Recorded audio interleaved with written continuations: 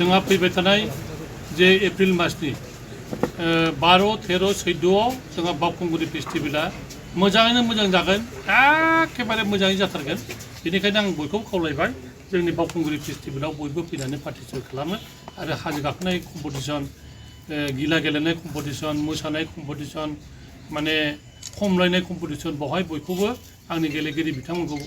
बयखौबो खावलायबाय आरो पार्टिसिपेट खालामनानै प्राइज लांनो थाखाय आं बयखौबो खावलायबाय जिखुनु 12निफ्राय जागायनानै 14 तारिखआव जोबगोन बे मेलायाव जाहाथे जोंहा 14 तारिखआवथ' लाख लाख मानसि जाखायो देग्लायबो लाख लाख मानसि फैगोन आरो जों बेवहाय बे खुंनो थाखाय गोबां जोंनि आलासि बिथांमोनखौ लेंहरदों आरो बिथांमोना 12 तारिखनिफ्रायनो पार्टिसिपेट खालामगोन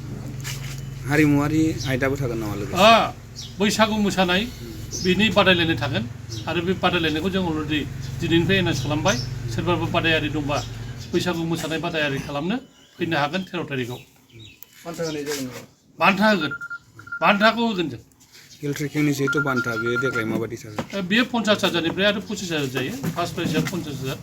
जोङो आवगायाव 1 लाख होदोंमोन खिन्थु थांनाय जे बिटिआर गभर्नमेन्टआ 50,000 होदों जों देग्लायबो 50,000खौ होनो थाखाय आखायाव लादों बेथ' बोसोरफ्रोमबो बर'नि ट्रेडिसनेल जानाय ओंख्रिनि मोनसे कम्पिटिसन बेथ' थाखागोन अमा सावनाय दाउ सावनाय ओंख्रि जानाय नारजि ओंख्रि मोनजानाय बेफोर थाखाजोबगोन गासिबो प्रिपेरेसना माबायदि सोलिनानै प्रिपेरेसना जागासिनो दं दाख्लैबो जागासिनो दं आं दिनैबो नायबावगोन आरो जाबाय थागोन मोजां जाथारगोन मा खावलायहरनो सानो सार नोंथाङा आं बेनि नोंथांमोननि गेजेरजों खावलायनो लुबैदों जेन बयबो बे बावखुंग्रि फेस्टिभेलाव गावनि गाव लाइफ भट होखांनानै